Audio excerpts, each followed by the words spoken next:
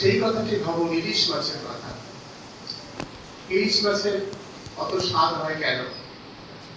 স্রোতের বিপরীতে চলে তাই।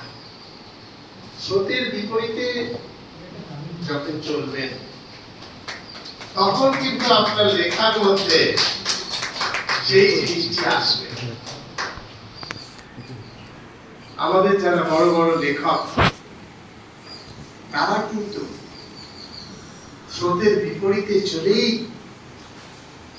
সেই লেখাটা, সেই কলমটা অর্জন করেছেন। কোন জিনিস এমনি এমনি হয়ে যায় না, মূল্য দিতে হয়। আমাদের জীবনানন্দ দাশ তিনি এইরকম সাহিত্য সভায় যেতেন না, ভীষণ আড়ালে থাকতে পছন্দ করতেন। আমরা অনেকেই যেমন গুছিয়ে কথা বলতে পারি, উনি বলতে পারতেন, অসুবিধা বোধ করতেন। কিন্তু বিশ্বাস করুন, আজকের তারিখ অব্দি আধুনিক বাংলা কবিতা পড়তে গেলে, বলতে গেলে জীবনানন্দের কথাই আমার প্রথম মনে আসে। অনেক কবি আছেন, আমি অনেকের কবিতা পড়েছি। রবীন্দ্রনাথের পর জীবনানন্দের কবিতা যেভাবে মুখস্থ করেছি, আমি কিন্তু আর কারো কবিতা মুখস্থ করার তাগিদ ভেতর থেকে পাই। ফলে আপনার লেখা প্রচারিত হোক বা না হোক আপনার জীবনকালে, সময় আপনাকে ঠিক খুঁজে নেবে যদি আপনি লেখাটা সততার সাথে লেখেন। জীবনানন্দ তার সময়ের লেখাগুলো সততার সাথে লিখেছিলেন। সেই সুচেতনা বলুন, বনলতা সেন বলুন, 1946-47 বলুন, তিমির হননের গান বলুন, নগ্ন নির্জন হাত, সিন্ধু সারস, এরকম কত কবিতা, কত পংক্তি মাথার ভেতর ভিড় করে। আপনার কবিতার লাইন যদি না আপনার পাঠকের মাথায় মাঝে মাঝেই বিদ্যুৎ স্ফুলিঙ্গের মতো মুখী না দিয়ে যায়, বুঝে নেবেন কবিতাটি হয়নি। তাহলে লেখা ছেড়ে দেবেন। প্রত্যেক দিন আপনাকে সাধনা করতে হবে। মা যেমন করে বাচ্চাকে মানুষ করে, গরু ছাগল কত অল্প দিনেই নিজের পায়ে দাঁড়াতে শিখে যায়।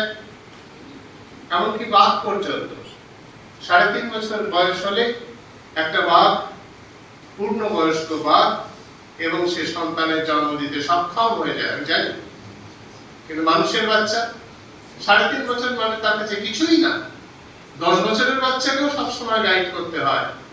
এখন 18 বছরের ছেলে মেয়েকেও তো আমরা শিশু বলি। ফলে ভালো লেখা আপনি একদিনেই লিখতে পারবেন এটা আপনি মনে করবেন না। মাকে যেমন প্রতিদিন বাচ্চাকে খাওয়াতে হয়, চাঁদ বাবাকে দেখিয়ে, এটা সেটা দেখিয়ে করে যেতে হয়, আপনাকেও কিন্তু করে যেতে হবে। কিসের দিকে তাকিয়ে?